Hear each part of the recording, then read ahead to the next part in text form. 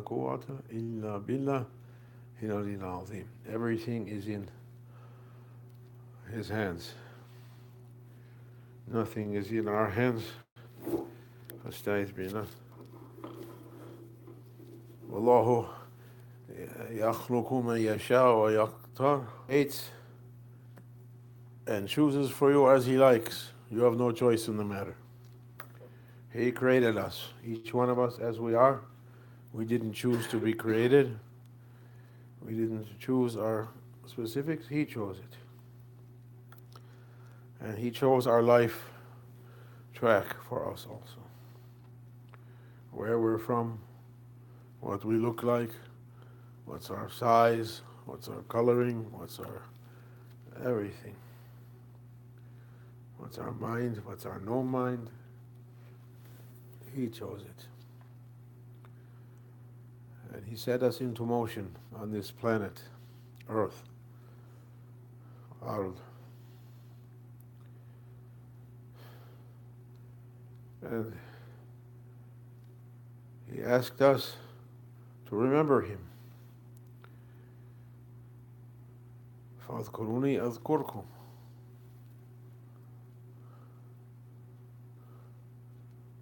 Remember me, I remember you. Hadith has it that I am as my servant expects me to be. Somebody was putting on the internet one version of that hadith today. I am as my servant thinks of me.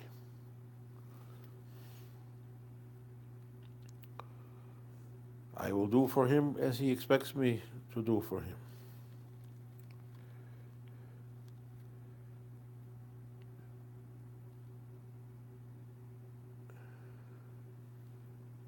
Ask me. اللهم استجيب لكم إني أستجيب لكم. Allah subhanahu wa ta'ala mujibu da'wah. He accepts the asking of His creatures, of His servants.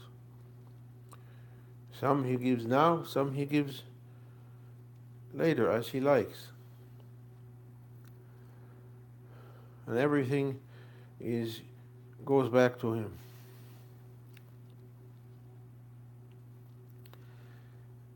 This tariqat that we're in, this way, most distinguished Naqshbandi order. Naqshbandiyya, Tilaliya, Haqqaniyya, I can't say anyone, Nazimiyya. Doesn't matter what you say about it. It's a way, it's a reality that its purpose to take people from darkness into light, from ignorance into enlightenment, to try to get people to the level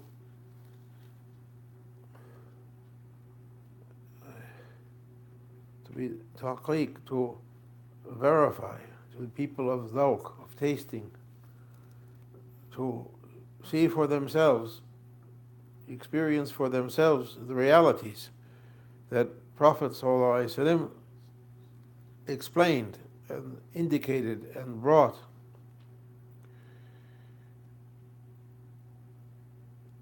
To make the religion come alive, as Imam Ghazali wrote in his book, Ihya Ulumuddin, to make it alive, a living thing. A book of texts, very difficult to get to realities from that, to understand. So many scholars, ulama, commented on the different texts in the Holy Quran and the Hadith.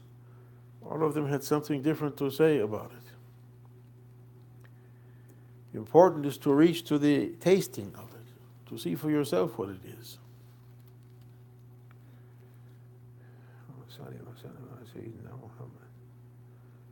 سيد الأولين والآخرين.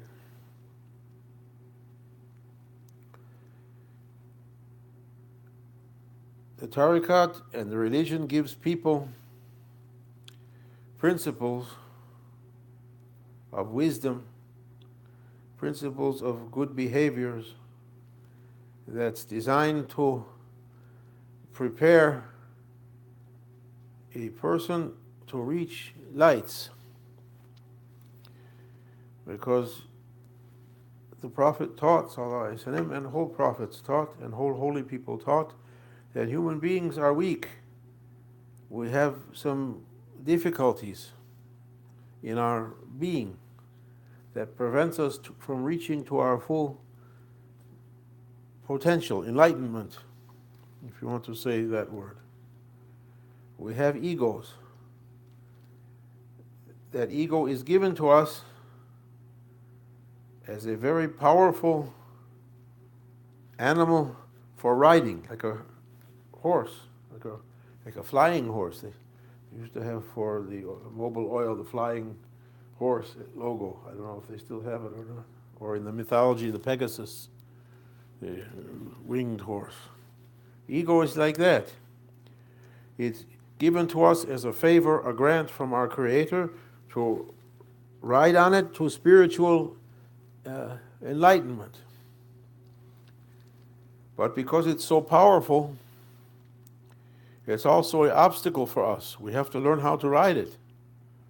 We have to learn how to tame it so we can use it. The Shaykh, Allah bless him, used to say, if a person's given an Arabian horse, they're very happy until they find out they don't know how to ride it. It's too much for them. They don't know how to control it. Each one of us has something like that, only more powerful. Ego. And we have to learn how to control it. The religion came with principles how to, it's like a manual, how to ride your ego. First part of the religion is preparation. How to prepare yourself. How to ride that ego to reach to enlightenment. Another part of the religion, the map. You want to go someplace now, they use Google Maps to get anywhere. You can set off. When I was young, we used to have books of maps, and you're going, where is this? Now you have a small one. You trust it on anywhere. You can drive to New York, to Canada, to West Coast, to East Coast. All you have is your Google Maps. You're confident it's going to guide you to the place.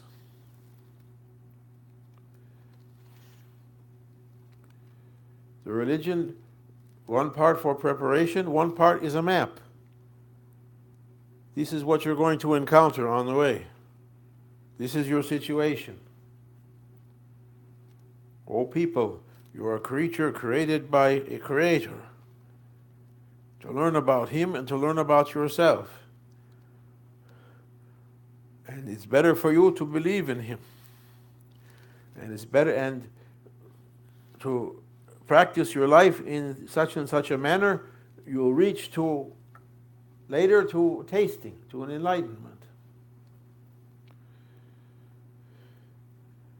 And this is your vehicle for getting there, your ego. And this is what you have to do to be able to control it. What's to Allah if we got angry, didn't get angry, if we fasted, if we ate, if we jumped, it's nothing. But it's for us. This is the way to control that powerful ride.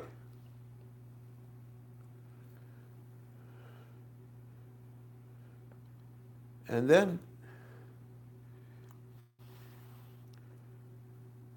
more and more they began to describe what can happen to you, what you'll encounter on your way once you begin to move on the spiritual way. What's the dangers? What kind of pitfalls there are that people fell into. Be careful here. Be careful at this point. So many people failed at this point because they didn't such and such. Keep your eye on the final target.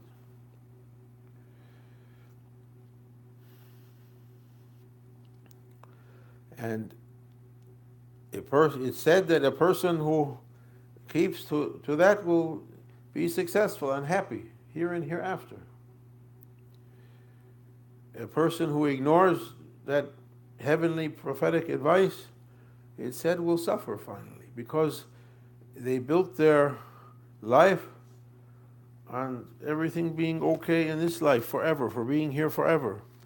And first lesson the prophets and the seal of prophets came to teach people, oh people, you're going to die.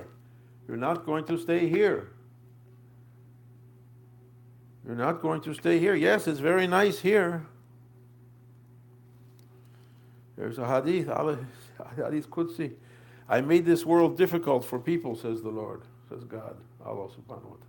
I made this world tough for people, and still they love it. What if I made it easy for them? They said you have to leave it one day. Jesus Christ said like that, alayhi salam. Live in this world like a traveler, lightly. And Rasulullah said the same thing. It's if you're passing in a speeding car or plane, you look at the scenery, you're not going to stay there. They said, prepare yourself for the next life. Those who didn't, they say, are going to be sad at the end because they're going to lose everything. They and all their loved ones, everyone going to die. There's nothing but to cry. But we built everything. Too bad. Look around you. Holy Quran says, look at the remains of the ones who went before you. Look in the cemetery, it's filling up. What happened? They were all walking around one time doing everything. What happened to them? Now they're quiet. Look at the buildings your ancestors built. Recent ones, you can drive through the countryside, see old houses falling down. What happened to the people that was home one time? What happened? They left it. Look more ancient. Look at ancient ruins. Travel around the world, there's famous places, ruins of whole civilizations lived before, giant cities and monuments. It's gone, empty now.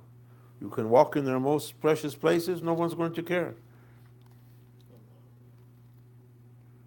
It's empty. All of them passed away.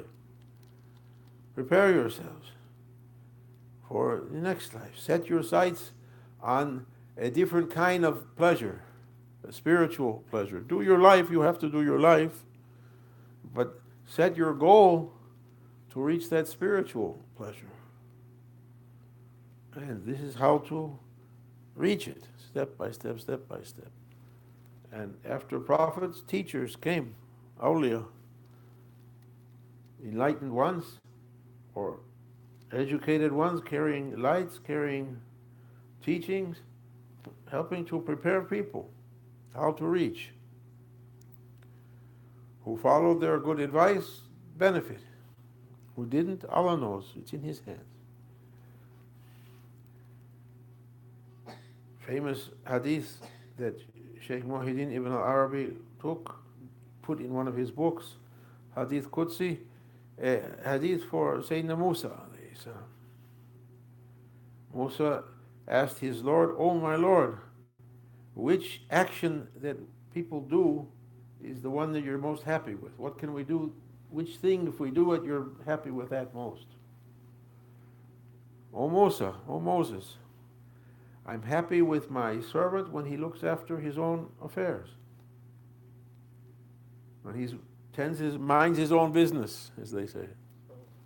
Look after what's under his own turban, his own hat, his own whatever. If he tends his or she tends their own, it means your heart, your spiritual life. If you look after that, Allah's happy with you. When we leave that to run after something else, we have a problem.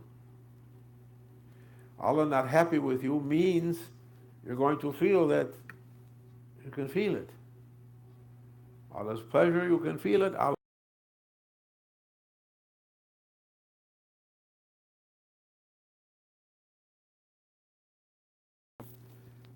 If you make yourself all right with your Lord, He makes everything all right with you. If you don't make yourself all right with him, everything gives you trouble. From every side you have a problem. Fafiru ilallah. Run back to Allah. Try to uh, correct yourself. I have to correct myself. And it doesn't matter what other people say about you. The important thing is, how am I with my Lord? How are you with your Lord? Everyone can check themselves. How am I with my Lord? You can do.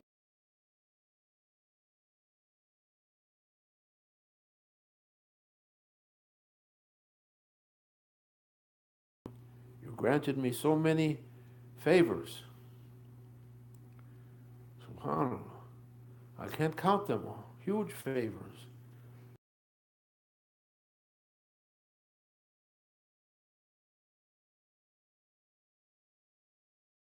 I have to do a calligraphy for that.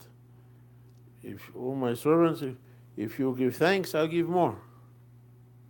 Is it written in here? I don't know.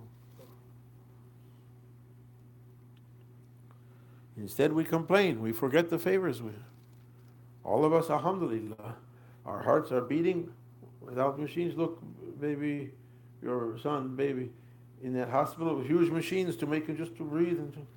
We're doing without machines, without anything. We forgot to thank Allah for that. There are people now in that huge Texas Medical Center, 50 stories, people on terrible, horrible circumstances. We're not in that. Alhamdulillah. Anyone remember to thank their Lord for that? We're not in a war zone. Every time you go on the internet or TV or wherever, and you see people, refugees, bombing, killing, murdering, blasting, we're not in that. Alhamdulillah. No zombies attacking. Alhamdulillah. No monsters flying to get us. No space people coming after us. Thanks to Allah. No police coming to talk.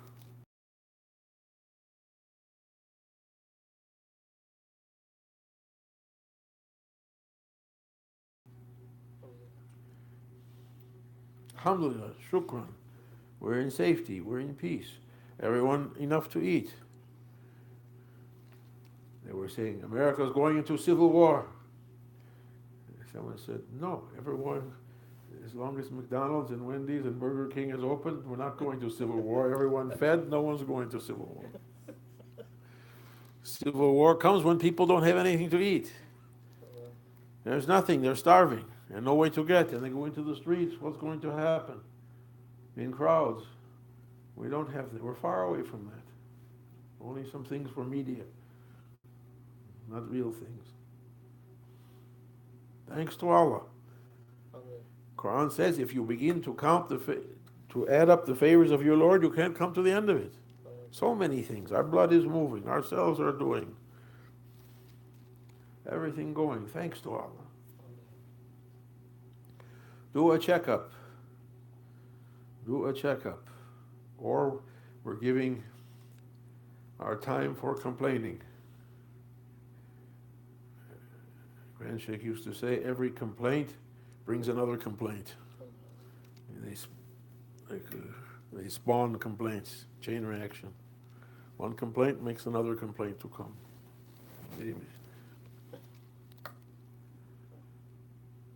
Sheikh Nazim said to us, Grand Sheikh told him, he said to Grand Sheikh, how can I stop complaining? And Grand Sheikh said, it's easy, stop complaining. Grand Sheikh was from Ahl Sadad, to hit the nail on the head. It was a dua from Sheikh Muhyiddin, Allahumma aftana abwab Sadad. When I said Sadad, they said right actions, good actions, to hit the target exactly. Grand Sheikh with one word would hit the target. Allah bless him. Raise him through his spirituality higher and higher. Make us to meet with him, his ruhaniyah. Alhamdulillah, it's late. We don't want to go on and on. May Allah make us to think about our spirituality, think about our purpose. وَمَا خَلَقْتُ الْجِنَّ وَإِنسَ إِلَّا لِيَعْبُدُونَ, says Holy Quran. I didn't create human beings and other kinds of creatures except for my divine service. It means, they said, it means to know me, to know Allah. And another hadith, who knows himself knows his Lord. I created you to know yourself, to know me. We're in this world for that purpose, to get that knowledge. And that knowledge is light, and tastings, and witnessings, and levels, and that's why we're created. We have to remind ourselves of that reason, leave everything else, and run after that. Always the Lord is present. Doesn't matter what people did. People are people. You're people, you know how people are. We're like them. They're like us. People did this, people did that. Leave it. Who cares? Look after your Lord. Look after truth. Try to find it. May Allah grant us. May Allah grant us to catch the hand of a holy, enlightened one and to follow him to lights. بحرمة الحبيب بحرمة الفاتح.